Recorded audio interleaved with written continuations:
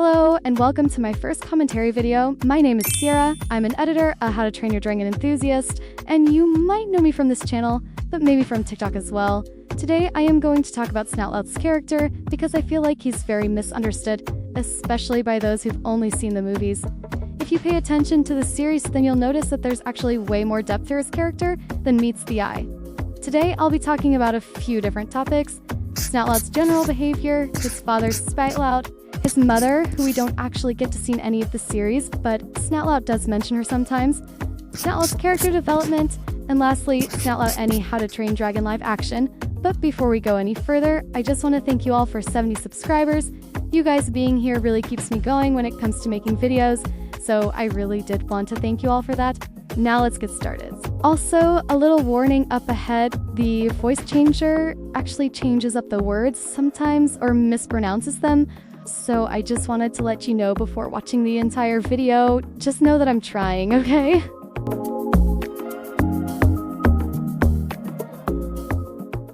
Snotlout Gary Jorgensen is one of the main 6 dragon riders in the How to Train Your Dragon franchise. He is recognizable by his dark brown hair that sticks out from under his helmet, his blue eyes, and by the fact that he's short but muscular compared to the other riders.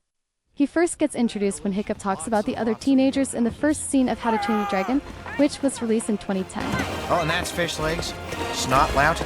Near the end of Sad Movie, he trains a red monstrous nightmare with the help of Hiccup, which he later names Hookfing, his dragon companion throughout the rest of the storylines. Now that Astrid is officially together with Hiccup, he moves on and tries to win over Roughnecks, competing against Fish Legs for her affection. Here you go, babe! Did I tell you that you look amazing today? Because you do. He calls her pet names, stands physically close, and flirts with her every chance he gets. This pretty much goes on for the entirety of the movie, but after saving her from falling to her death during the battle against Drago Bloodfist at Focus Sanctuary, he seems to have lost interest in her. Don't you ever leave again! No, you are! During the last movie, he moves his attention over to Volka, wanting her approval. Number 1. Therefore, he continuously tries to get her attention and show off to her, while also rivaling with Eretz.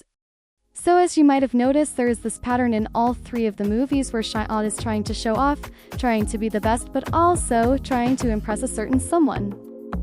Now that I've given you a recap, you may think, yeah, he's pretty annoying in the movies, how could there be more of him? Well, I'll show you using some episodes from Writer/Defenders of Berk and Race to the Edge, starting with the main culprit of Snotlout's personality, his father.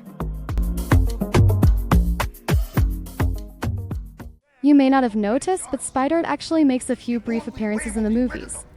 If we find the nest and destroy it, the dragons will leap. Ha ha! That's 9 for the twins! Well played! That's my future daughter-in-law! Would you look at how happy they are? She's awesome. In the series, however, we get a way better view of his character and how he acts as a dad towards Snotlout. To put it lightly, I personally think he is a horrible father, and I'll explain to you why by looking at some of the episodes that stand out about this topic. The first episode where we get a good view of the relationship between Snotlout and his father is Riders of Berk, episode 12, called Thawfest. In this episode, Snotlout gets officially introduced as Snotlout's father and plays a big part of the events of the episodes.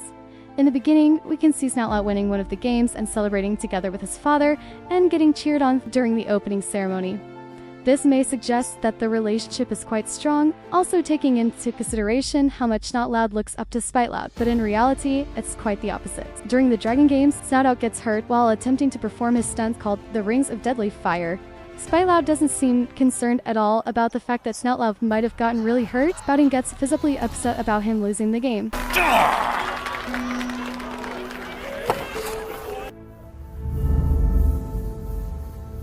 What do you know? He always looks like that. Next up, we have a very good comparison between a relationship of Stoic and Hiccup and Snotlout and Snotlout's. Remember, son, no pressure. Gotta keep it Snotlout! Yeah. Hey, Dad. Just stretching out the hammies, you know. Did you ever hear the story of when I almost lost the Thawfest games? No, I never did. That's right. Because it never happened. No Jorgensen has ever even come close to losing the Thawfest games.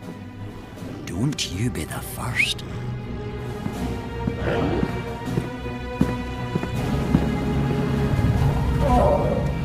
are you looking at? Next up is an episode called Race to Fireworm Island. During this episode, Snotlout and Hookfang drink constantly in order to protect Berk from the outcasts. The others are concerned about Hookfang's well-being since he looks exhausted by constantly training. Snotlout, however, says he is just challenging him and that the rest is for the weak, quoting Spikeloids. During this episode, it's also very apparent that Slothos is raised to not show any emotions, even though he really wants to. Sounds fun. Troubles with the lizard, son? What, him? He's fine. Just resting. You know what I say about rest? Rest is for the weak! It's just a break, you know, from annihilating stuff all day. Isn't that right, Hookfang? He's roaring on the inside.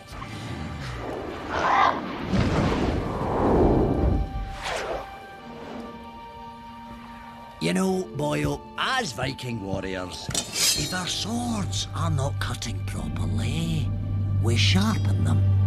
But if our sword cannot be sharpened any longer, we get a new sword. Thanks for the bludgeon.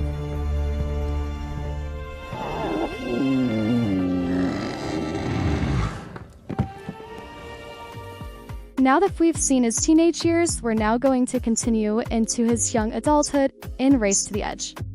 In Season 2, Episode 5, called Snotlout Gets the Axe, Snotlout is taught to bring the ceremonial axe to the union between a Jorgensen and a Hoverson. There is no union without it. However, Spylo tells him that he was the fourth pick from the family to do the honor. This privilege is only given to the bravest and most virile member of the Jorgensen clan. And you guys are looking at him. Boom, baby! Wow! Yeah, I would have done it myself if I wasn't already responsible for procuring the beasts for the Union's ceremonial 400 boar feast. But I'm the family's natural second choice for the job. Of course, Hedgelout wasn't available. He's still missing at sea. Third choice. That's still good, right? And then there was Griplout. Griplout? Are you talking about the Jorgensen that lost both his arms in that freak mutton accident? He just couldn't get a good enough hold on the axe with his teeth. Which clearly upsets him. He's determined to show his father that he can handle such an important task. But on the way to the ceremony, he drops the axe. After working so hard to get the axe back, Snotlout turns up late for the union, the place in complete mess, and the only person present is his father, Spitelout. He decides to talk to his dad alone, telling him how hard he fought to get the axe back, but his father admits it was a good thing that the axe wasn't there on time because otherwise things might have gotten ugly. Spylo declares that he's proud that he could count on his son all the same. In Season 4, Episode 4, called Not Loud, Spylo expresses his thoughts about Snotlout's friends, saying they're all there to get Hiccup's approval since he's the son of Stoic and will be chief one day. Snotlout doesn't agree, saying that they're just having fun. Oh, fun! A bit of silly time. Sharpen up, boyo. Spider then goes on about how all of his friends can't be trusted, giving him the idea that his friends might betray him. That's ridiculous. Snotlout, look at that. Who does he think he is? What kind of name is that anyway? Snotlout? That night, Snotlout has a nightmare about all his friends abandoning him, making him determined to prove himself worthy to become the leader of the Dragon Riders. Doing this, he makes reckless decisions, injuring some of the other riders and their dragons. After Snotlout tries to bond with the other riders, but only making things worse, he was Thaw's the most important role in the next mission. Hiccup hopes that this gives him the confidence boost that he needs so everything will turn back to normal. But once they're practicing the mission, Snotlout seems to get some sort of panic attack and screws up. We cannot mess this up! He had such promise. He's all over the place.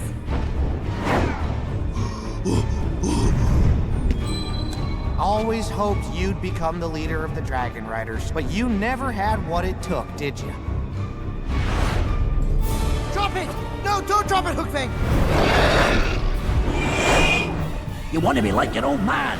A great leader takes what's rightfully his. Drop it now, Hookfang! Look out!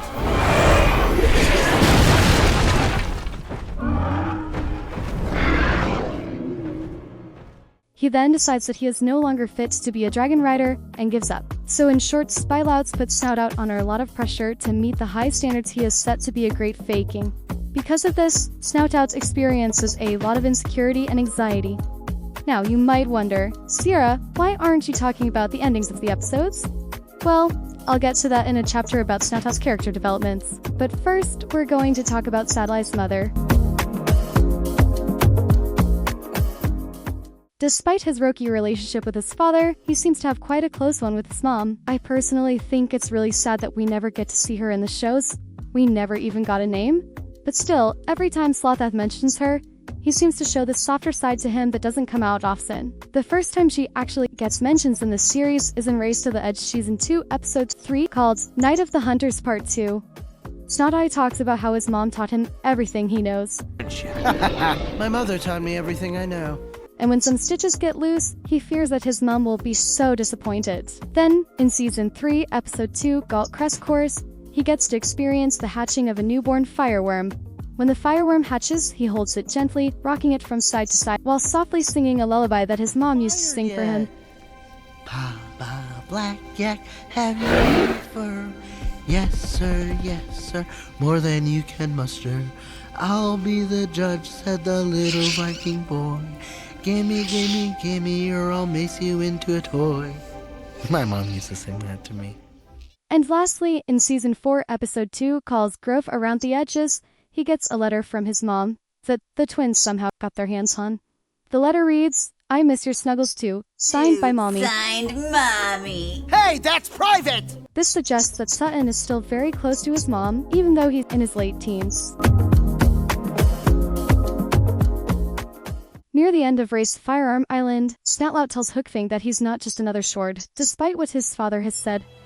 I'm right here with you. You're not just another sword, Hookfang. The next day, Snotlout decides to skip the dragon training so he and Hookfang can have a stroll around the island. This time, he doesn't want to overwork Hookfang. Instead, he wants to make sure that they're both in good condition. I thought your dad says rest is for the weak. Turns out, my dad knows absolutely nothing about dragons.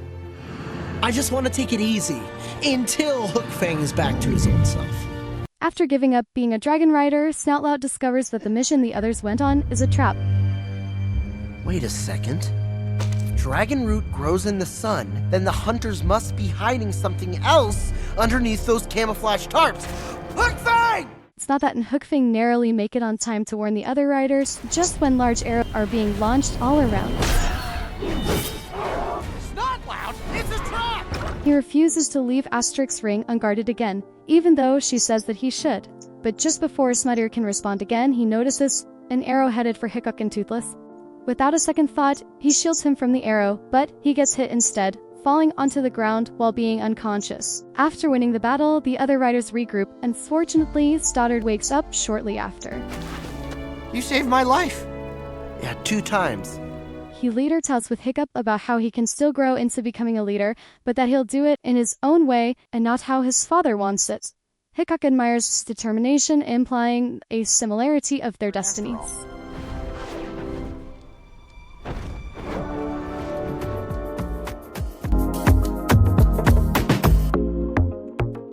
In the How to Train Your Dragon live action, we also get a good display of Snotlout's relationship with his father. Something I really love about this adaptation, they have a very rocky relationship during the movie, with Snotlout wanting his father's approval, but Snotlout seems to ignore him most of the time. Dad? Dad? Okay, I'll see you at home! Even saying harsh things like, "Don't talk to me in public." However, Spiderlout does finally acknowledge Snotlout once he's fighting against the Red Death, saying, "Is that my kid?" We can later see Spider-Man has finally accepted his son, and that their relationship seems to get better. So, after looking at all that footage, I think we can all agree that Snotlout isn't just a big flirt that always wants to be the best. I think his personality comes from a deep-rooted insecurity and pressure from his father. But I am happy to see that he also grows past these things in the series, and that they've given him more of a character in the live action as well. I'm curious what your thoughts are. I'm Snotlout, so please let me know in the comments. I think that's all for today. If you've enjoyed the video, please leave a like. Thank you so much for watching all the way to the end, and I hope that I will see you again in the next one. Bye!